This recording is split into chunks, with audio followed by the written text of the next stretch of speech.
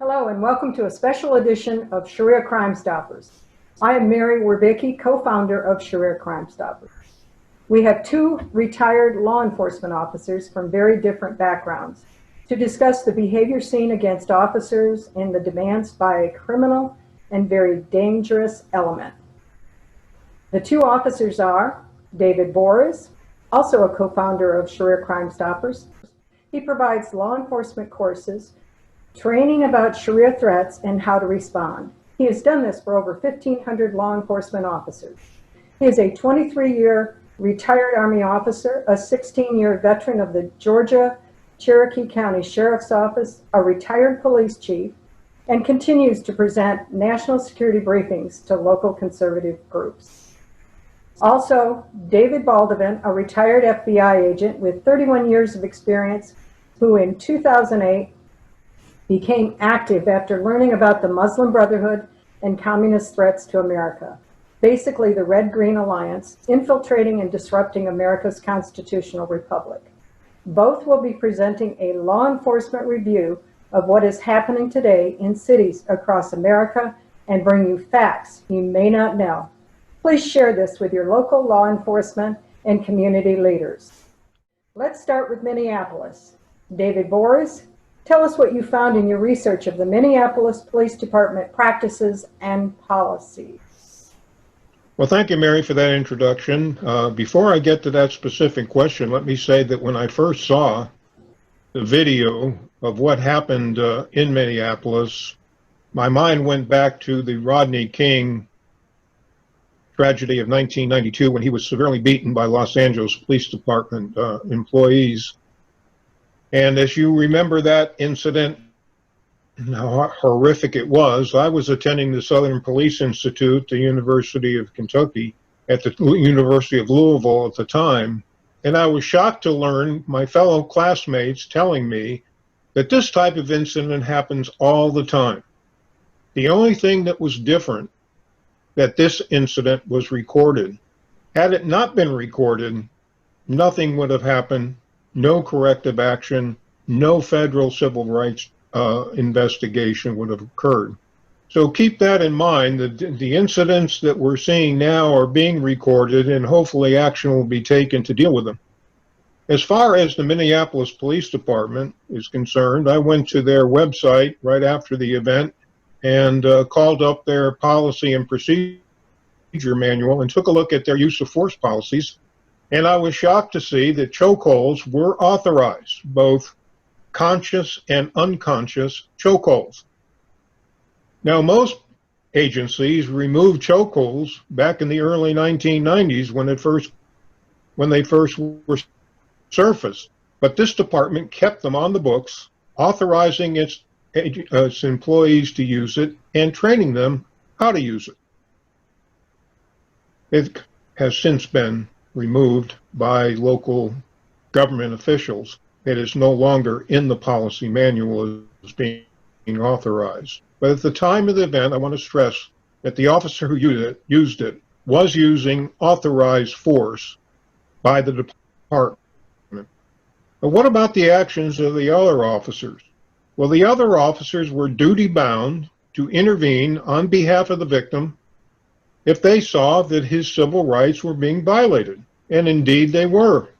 They should have immediately intervened, and if they had to, pulled the officer off of the victim and rendered first aid.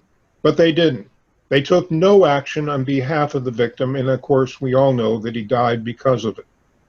So the Minneapolis Police Department has a lot of work to do, and we're going to talk later on in this presentation of some of the steps that might be taken to correct these tragic events from occurring again.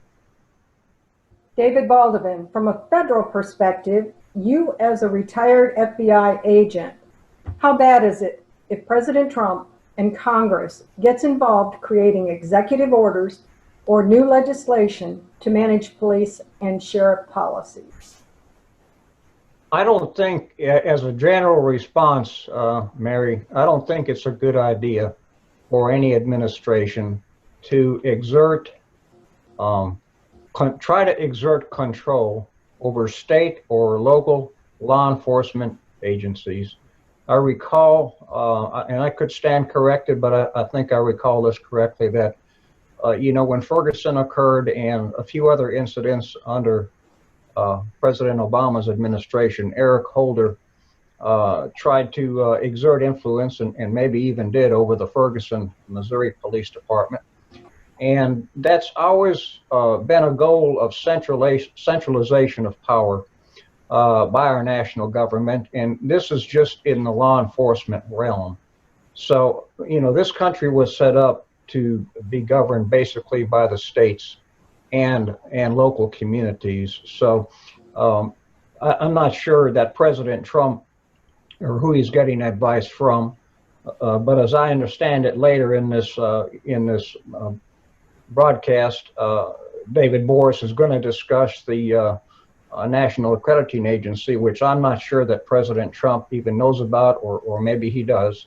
But the framework already evidently exists for police departments and sheriff's office to improve themselves. Now, in my 31 years in the Bureau, I witnessed the gradual, more and more federal intervention in state and local law enforcement issues. And I questioned, why, from time to time, why the FBI would be involved in this or that investigation that was obviously a state or a local issue. And granted, we do have concurrent jurisdictions and some violations of laws, but it takes two to tango. I think what it is state DAs, state district attorneys, local police chiefs, and sheriff's office love to have the FBI involved because it might add credence to them with the public. And from the federal perspective, I said it takes two to tango. United States attorneys and the FBI, or whatever federal agency is involved, if they can see another statistic, out of a state or local violation of law, then, in my opinion, we jump on it because it's another stat. So, there's a lot of that goes on.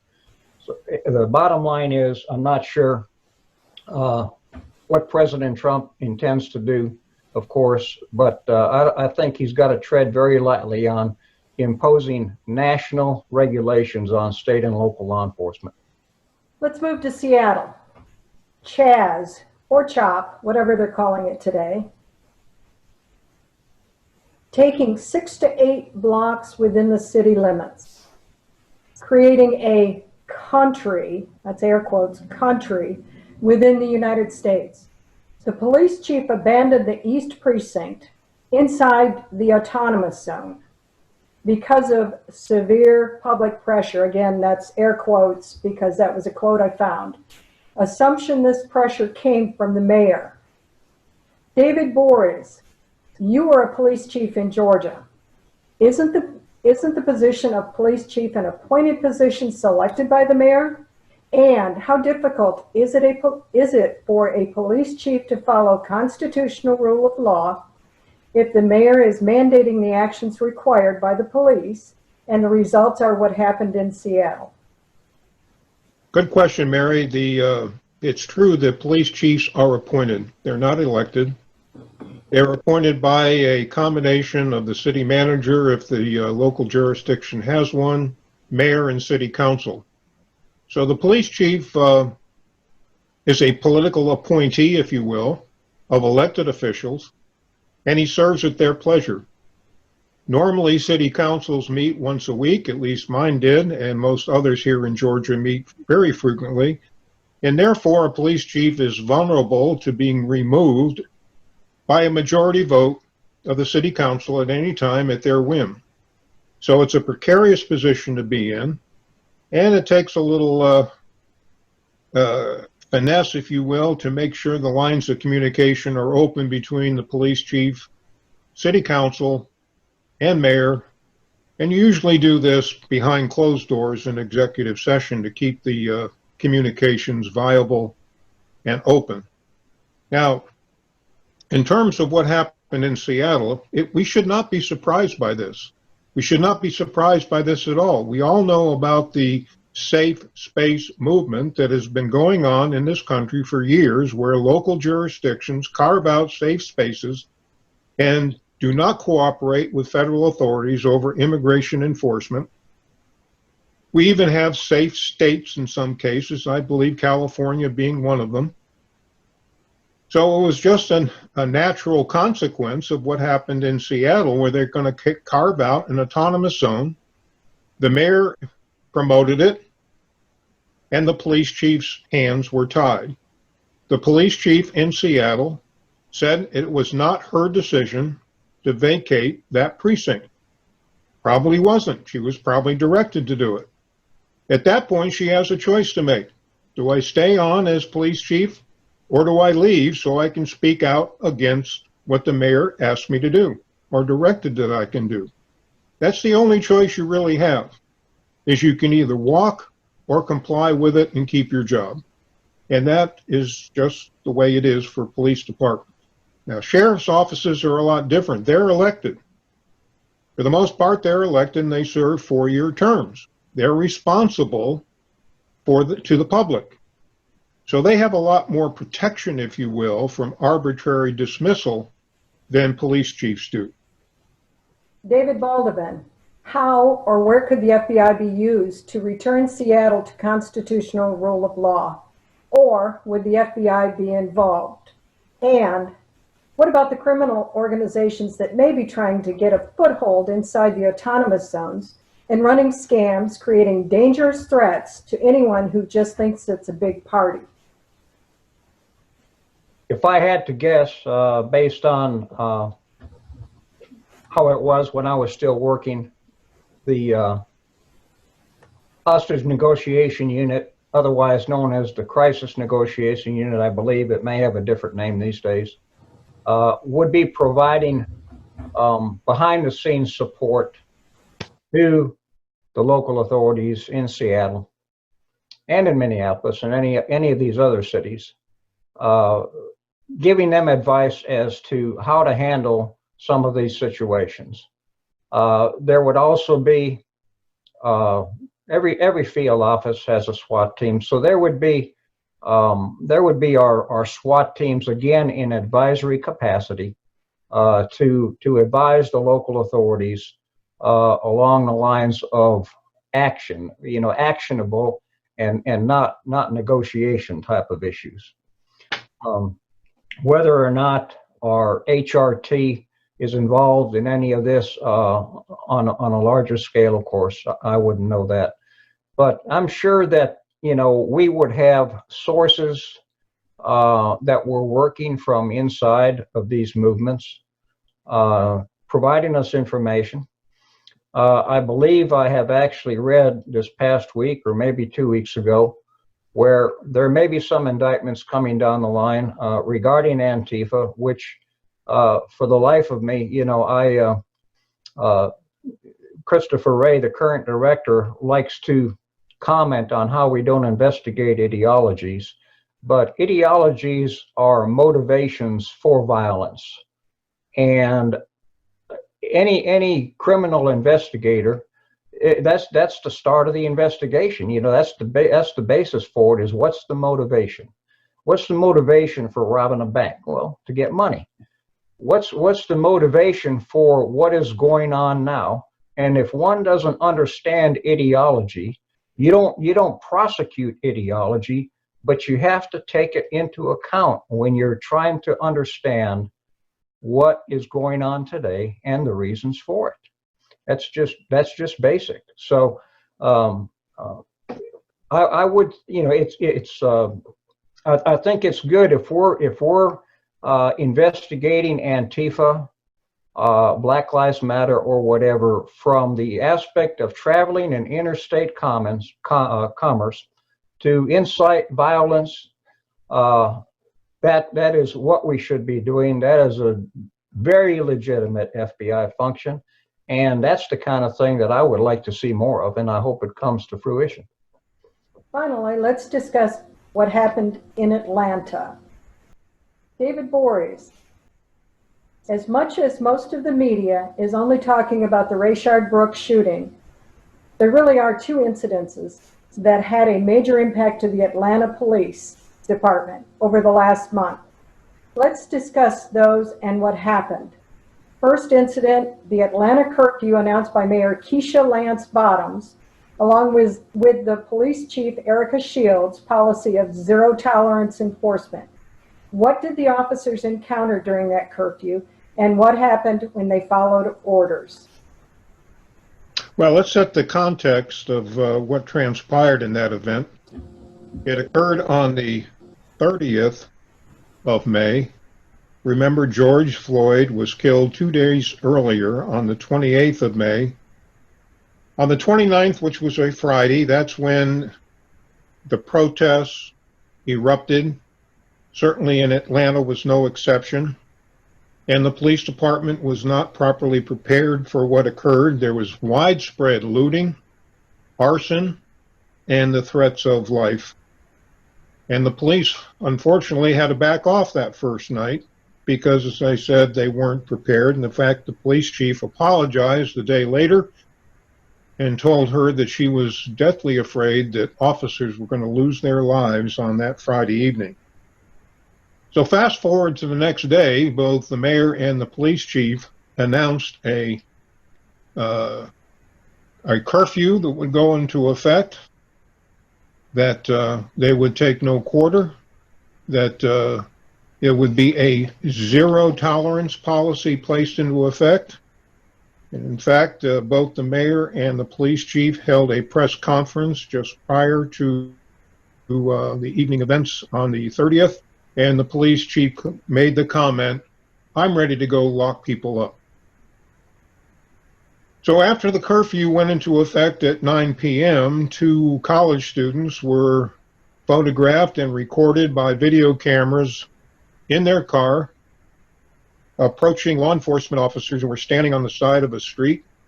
The officers pulled them over, but the 2 college students refused to exit the vehicle. They closed their windows up and they sped away. Fortunately, there were more officers down the road, and they were able to stop the vehicle. And again, the 2 college students kept the windows closed, refused to exit. And so at this point, there's a barricaded suspect encounter. The officers had to take action. Remember what they were told to do: zero tolerance. They tried to negotiate with the students to open the vehicle up. They refused. So the officers took actions to beat out the windows with their clubs, which is perfectly authorized to do that. Once the windows came open, then they attempted to open the door. The suspects continued to object to that, and so the officers tased them. Used a taser, which is an incapacitation weapon. It is designed to incapacitate someone so the officers can take them into custody. They are not harmed with this. Yes, it is a serious jolt of electricity, but it's discomforting, but that's not going to cause them any life-threatening or medical harm. Immediately after that, the mayor announced that all the officers involved, and I believe it was 5 of them, were to be fired. Were fired. There was no due process offered to those officers. Their side of the story was not even heard. All she went on was the basis of the video. The video's extreme, but what the officers did was completely by the book. The way we are trained, that if you have a situation like that, where people refuse to comply with your instructions and they're locked in a closed situation, then you have to take the action that the officers did. They used necessary force. The 2 students were not harmed in any way. There was no medical issues associated with that. And as a result, their careers have been ruined. So that is what transpired on the first night in of the curfews that was placed into effect at the direction of the mayor on 30th of May.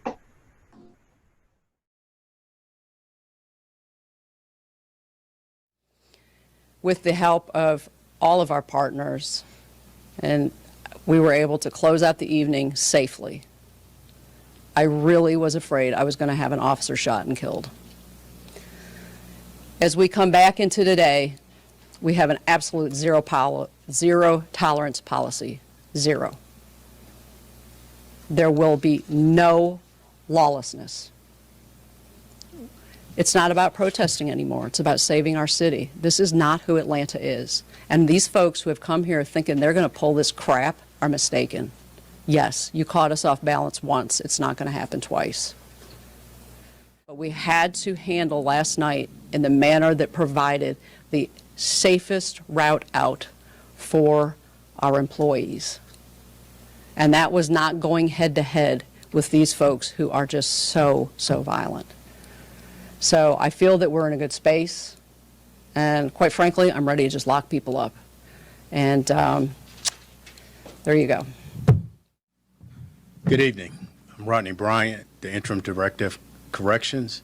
My duties for these events is to do public safety coordination throughout this event. We are utilizing the National Guard, Georgia State Patrol, and our Metro law enforcement partners. The strategies and the tactics that we'll use is, as Chief Shields stated, is that we will have no tolerance for any illegal actions or events throughout tonight. Once the officers give people commands and directions on what they need to do, we want them to carry them out and do so quickly and safely. But immediately after that, when we find that we are having resistance, we will go ahead and start making arrests. That's throughout the city. We have an understanding that there is a level of proper and legal protest, but once it gets outside those parameters, our duties as law enforcement officers is to go ahead and effect those arrests to make sure that the people of Atlanta remain safe and comfortable inside this city. And so we will carry out our duties as quickly as possible tonight.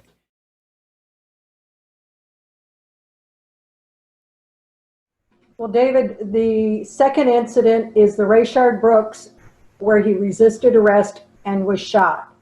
As a retired police chief, assumption that you'd seen numerous videos of that night. What are your thoughts from all that you've seen and read?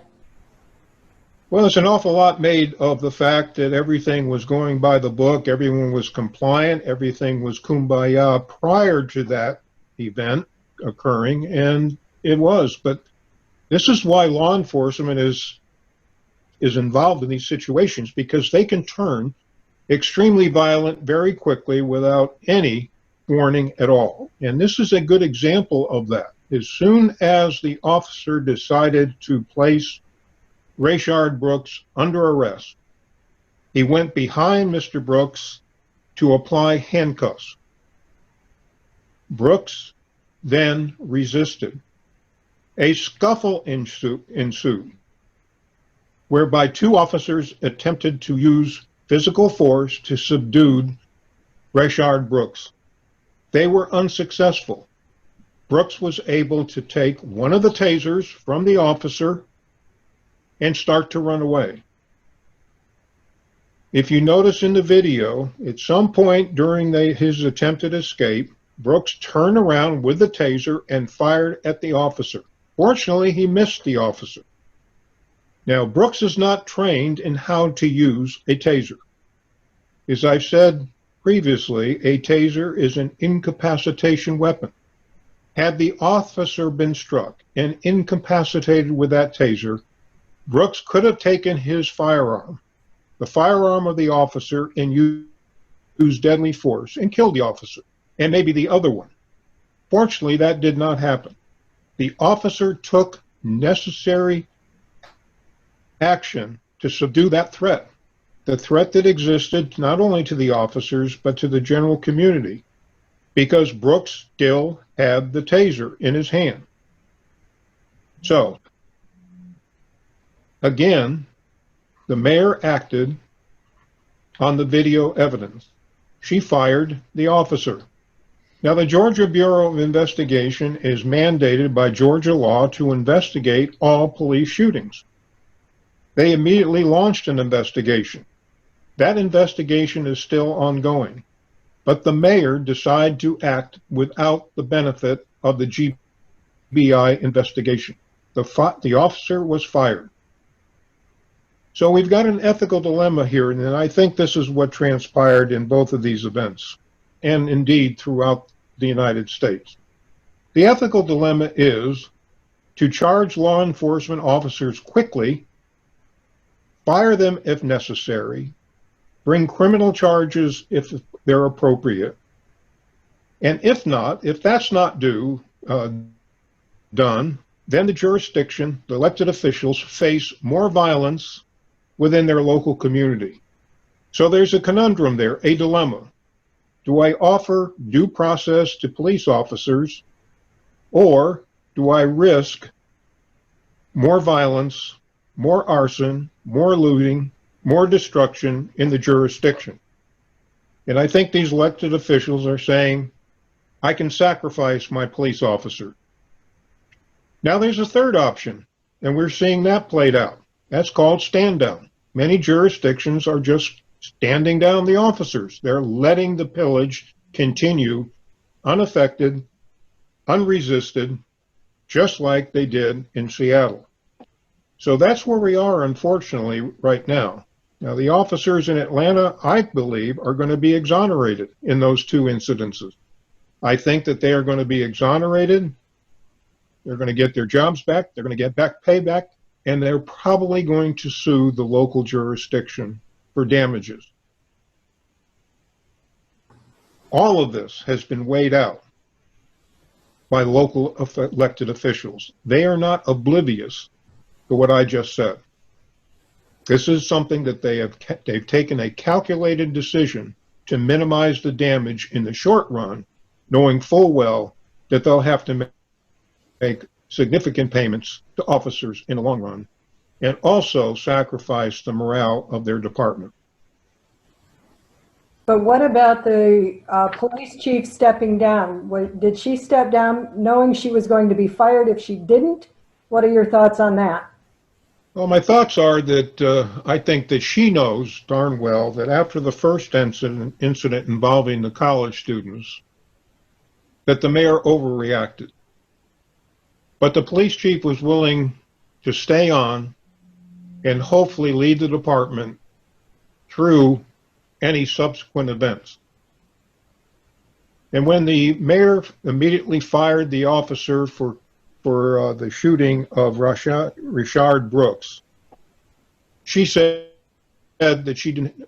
I think that she felt that she had no choice. She knew darn well that it was a good shoot. It was an authorized shoot. It was legal. The force necessary was used to stop any further deadly threat. She knows that. She knows that. She's been trained. She's attended the classes and training upon the use of force. And so she did what the only option she could do was to resign, because she could no longer back the mayor. Now, publicly, she has said that she does. But I think that this was a form of protest on her own part, doing what is necessary, and she didn't contribute to any more disruption in the community by going public with her concerns. But I do believe that's what transpired. From an FBI perspective, David Baldovin, from all of these incidences we've been talking about, it appears that BLM, along with Antifa, has grown and is drawing larger crowds. Should the FBI be taking any steps to investigate who these people are that are organizing and leading the riots, where their funding is coming from, especially due to the violence happening?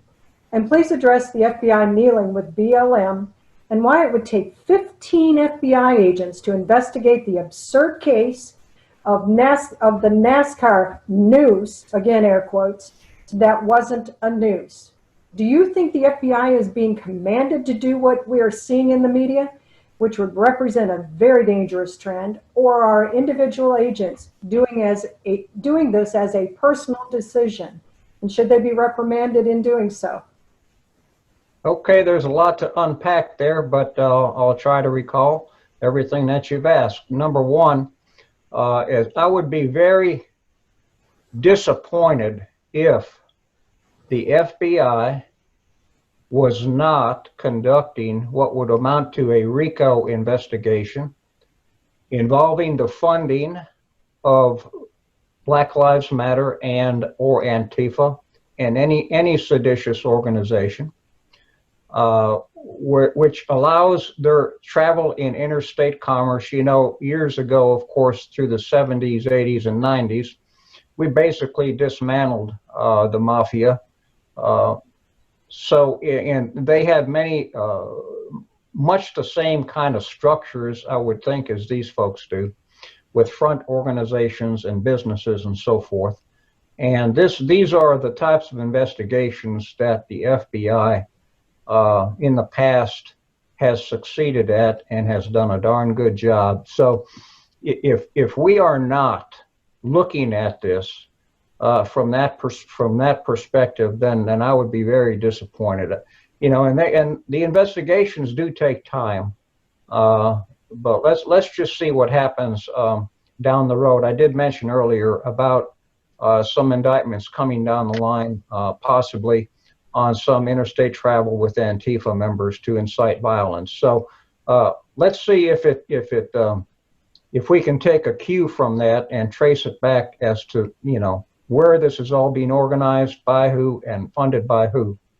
Now, when that photograph and video came out of FBI agents kneeling, that video and photograph went around my retired agent circles, and it was just amazing to us that, number one, Christopher Wray would have allowed us to be put in that situation. I was reminded after that incident that apparently the FBI in '92, David referenced earlier the Rodney King situation in '91, '92 in Los Angeles. And apparently there were FBI agents on the street out there at that time. I would have to guess, and I commented to some people that those people in LA almost 30 years ago would probably have been SWAT team, the Los Angeles SWAT team, very well trained. But generally speaking, the FBI is not trained to combat or, you know, in civil disturbances. It's a state and local issue. Only select FBI teams have headgear and shields and that sort of thing. These agents who were put out there and never should have been were put in a bad situation, and it reflected badly. You know, I'm told Bill Barr was actually the AG when some of this stuff occurred back in the late 80s and early 90s. So he's familiar with these incidents, but I would posit that the FBI is not the same agency today as it was 30 years ago. And if Chris Wray was following Bill Barr's directives, there should have been some, in my opinion, some consideration as to who specifically it was that was going to be set out there in the street, because these agents were not equipped and were just put in a bad situation. That is my thoughts on that situation. Now, the Talladega noose incident is when I was active, we had situations maybe not quite that ridiculous, but I was involved in civil rights investigations. There were black church burnings when I was working and so forth, and most times on the front end. Now we have to look at it and investigate it. Okay, I'm not saying that we don't do that as far as the black church burnings and so forth, but my guess would be that the FBI agents already knew before they were ever sent out there. They knew it from the local authorities that there was nothing to this, but we are scared to death about public opinion and the racial strife in this country.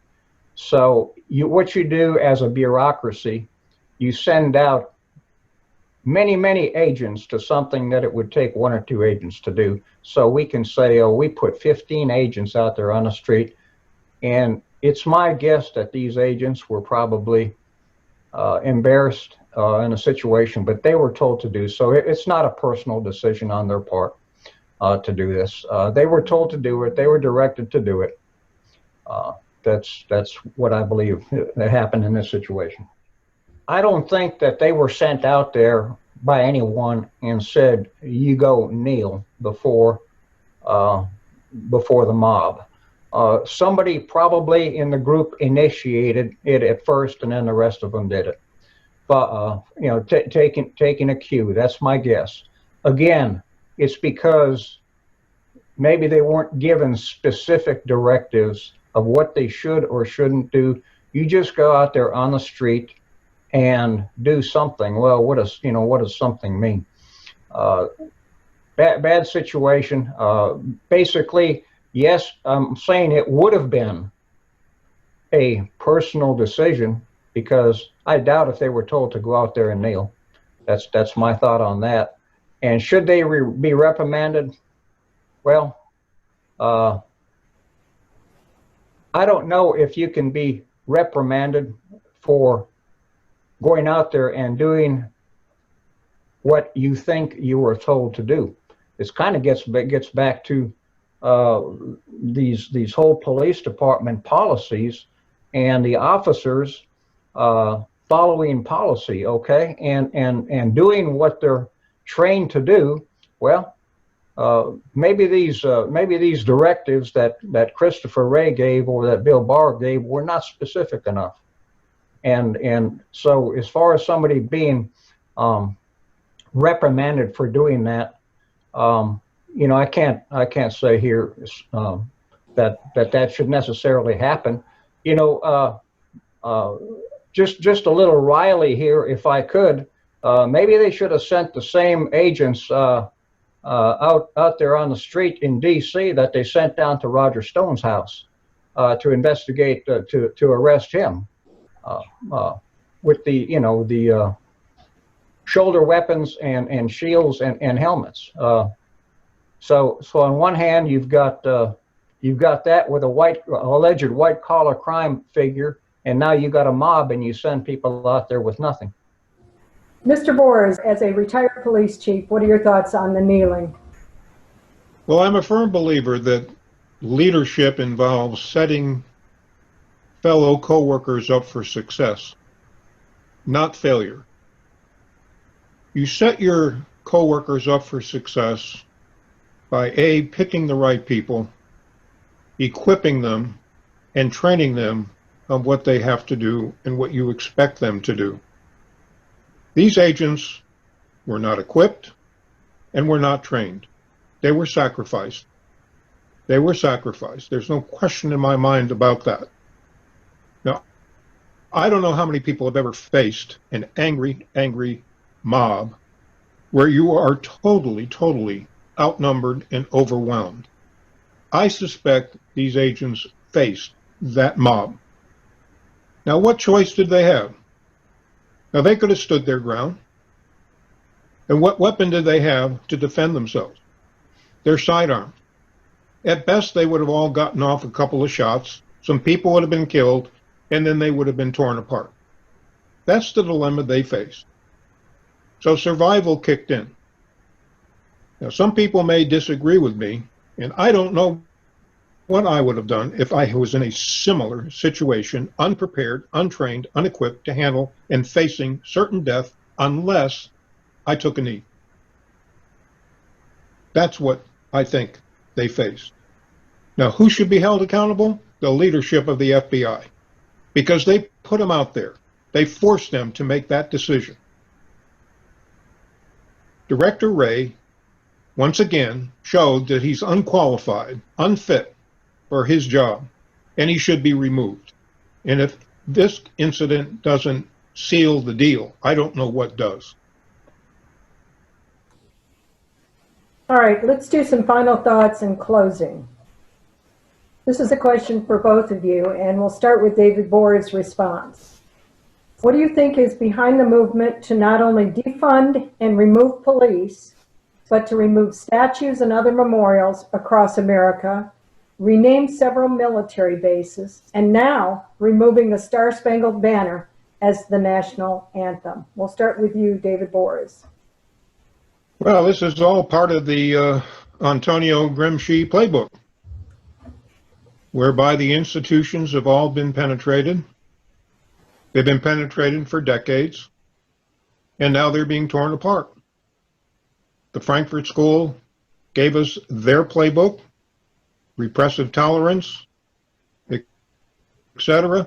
And so now we're seeing it played out. This is a Marxist socialist attempt to subvert our Constitution and to replace our form of government, our way of life, with theirs. Now, in terms of new police reform legislation, we're hearing an awful lot about defunding police, about doing away with police, all of that. And that's all nonsense. Hopefully, wiser heads will prevail. But there are some things that can be done. Since the 1970s, there has been in existence the Commission on Accreditation for Law Enforcement Agencies. The acronym is CALEA, C-A-L-E-A. The viewers and attendees on these webinars can very easily Google that and learn more about it. But it is our governing board that sets standards for law enforcement agencies. The department that I've come from in Georgia, accreditation was in our DNA. We became the first sheriff's office in the state of Georgia to become nationally accredited back in the early 1990s. We had to comply with over 400 recognized standards, and we had to prove compliance to outside assessors who came into our department to make sure that we were, in fact, following the necessary standards established by the Commission on Accreditation. And every 3 years since then, the department has had to undergo a relook to make sure that we were still in compliance with these standards. Now, currently, there are over 726 police departments nationally who have complied with the standards for accreditation. 86 sheriff's offices meet the standards. Now, how many agencies, law enforcement agencies, do we have in the United States? 18,000, give or take. So you can see there's a lot of room for improvement.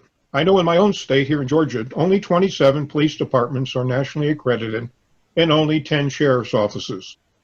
Now, Georgia has 159 counties. Each one of them has a sheriff's office, but only 10 are nationally accredited.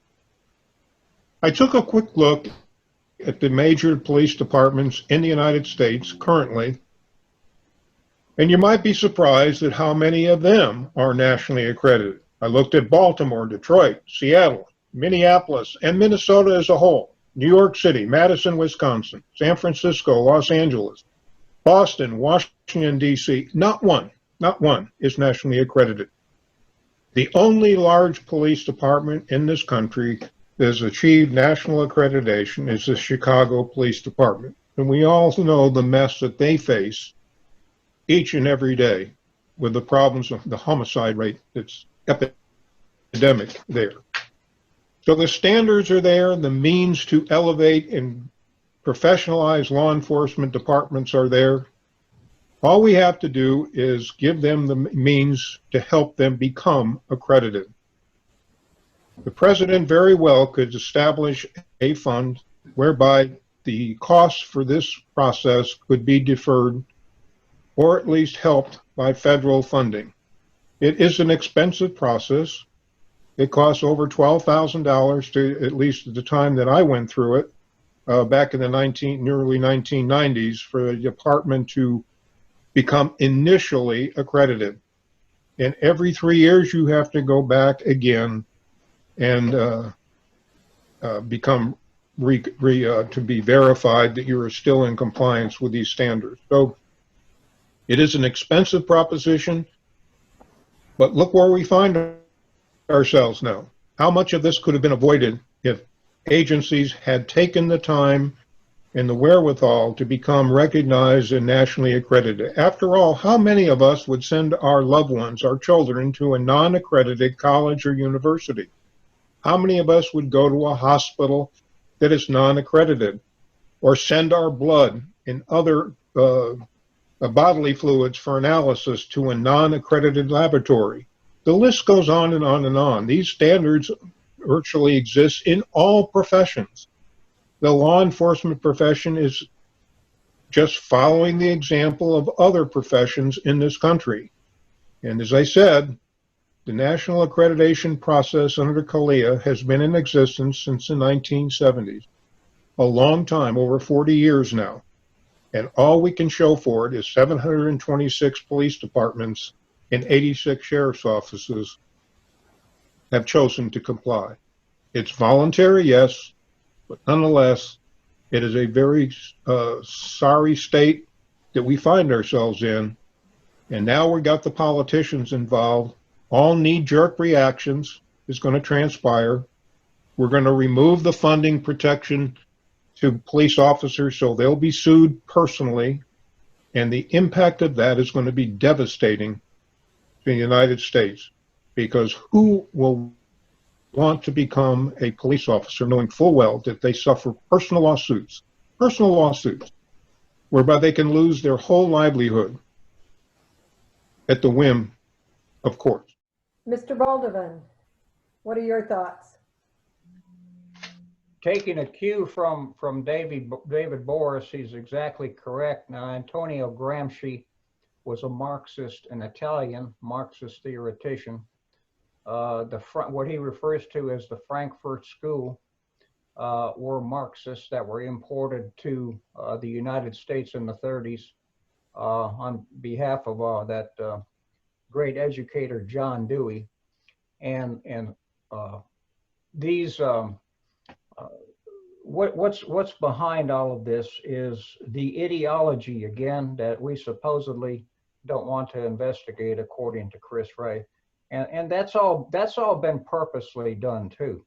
The FBI, as you know, and as Trevor Loudon has discussed, we were taken out of investigations removed from investigating communism back in the 70s and the 80s, for all intents and purposes.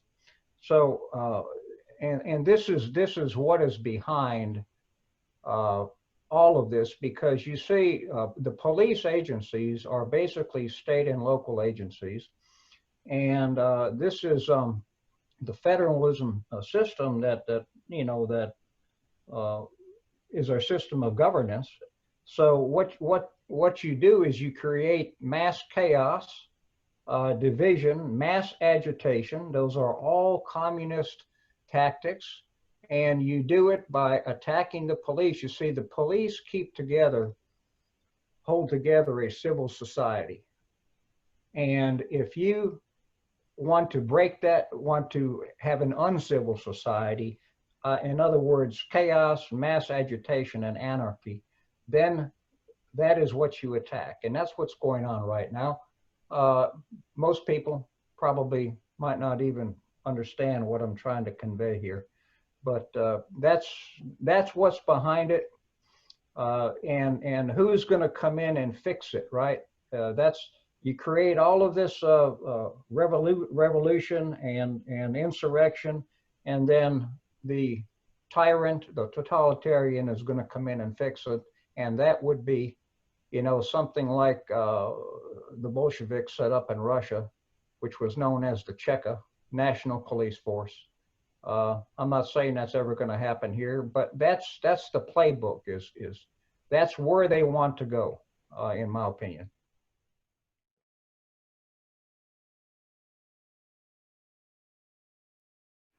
Thank you both for this very important discussion, and thank you for your service to your communities and to America. We hope everyone will watch and share this video with their local law enforcement and community leaders. Please continue to follow Sharia Crime Stoppers on Facebook and YouTube, and be sure to subscribe to our YouTube page for our live webinar events. Also, get registered for our free webinars, catch that, free, where you can ask our hosts and guest hosts questions. If you can't attend, all are recorded and so far still made available on YouTube once the webinar has ended. We offer many programs and can be found on the unitedwest.org/Sharia Crime Stoppers.